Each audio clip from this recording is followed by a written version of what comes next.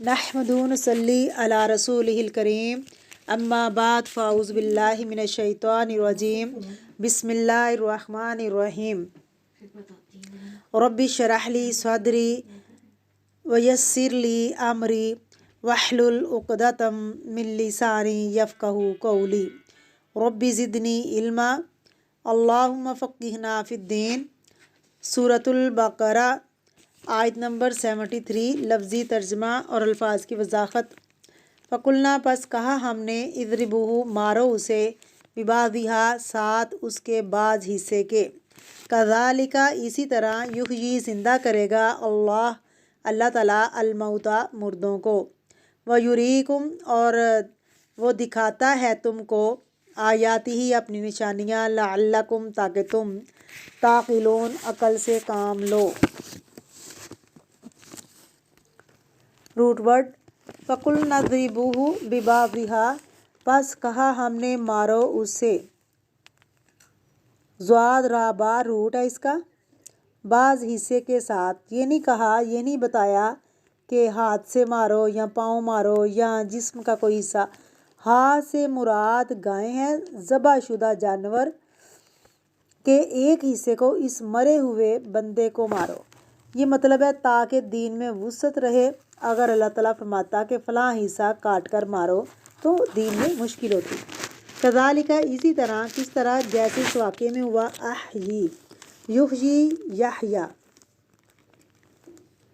زندہ کرنا، اللہ تعالیٰ الموتیٰ مردوں کو، ویریکم اور وہ دکھاتا ہے تم کو، آیاتہ اپنی نشانیاں آیتیں، لعلکم تاکہ تم تعقلون عقل سے کام لو۔ تا جو ہے وہ تم کے لیے، اور واو نون جمع کے لیے ہے، عین کاف لام اس کا روٹ ہے، باندھنا۔ عقل بھی انسان کو باندھ کے رکھتی ہے۔ اگر انسان کے پاس دل ہو، کسی جگہ نہ رکے تو عقل بریک ہے۔ تعقلون تاکہ تم عقل سے کام لو، عقل سوچنے سمجھنے کے کام آتی ہے۔ بہت سے لوگ کچھ عقل مند ہوتے ہیں لیکن انٹیلیجنٹ نہیں ہوتے۔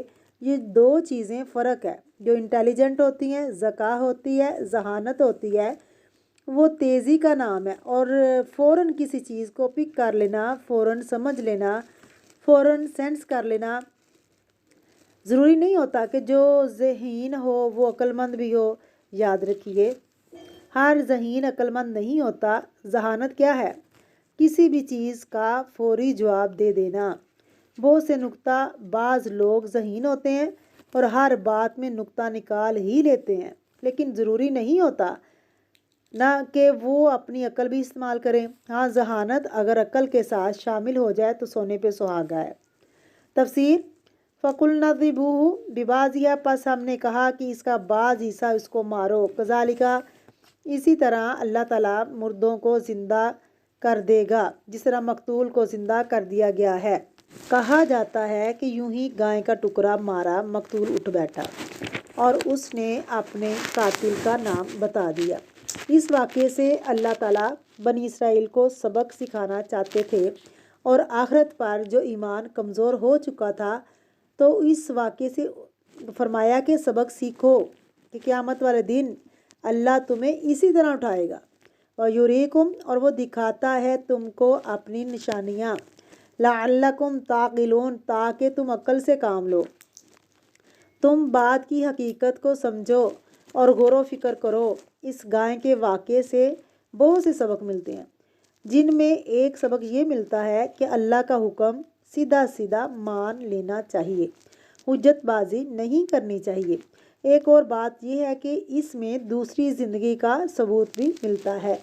وہ سمجھ رہے تھے کہ گائے کو ذبح کرنا، جو ان کا معبود ہے، خدا نخواستہ اس کو ذبح کر دیں گے تو ان کو نقصان ہوگا، تو اس سے مقتول کا قاتل پتہ چل جائے گا۔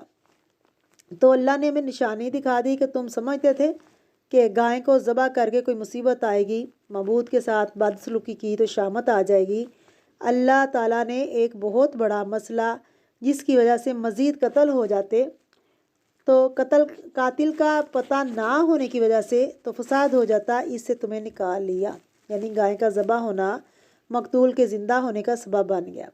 ایک اور بات یہ ہے کہ انسان کو ہمیشہ مقصد پر نظر رکھنی چاہیے کہ جس مقصد کے لیے جو حکم دیا جا رہا ہے اس کو پورا کرے اور ادھر ادھر کی فالتو باتوں سے بچے۔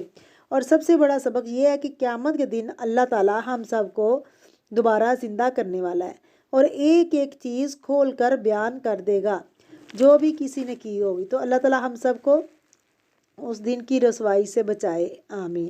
سبحانک اللہم و بحمدک نشہد ان لا الہ الا انت نستغفرک و نتوب الیک۔ السلام علیکم ورحمۃ اللہ وبرکاتہ۔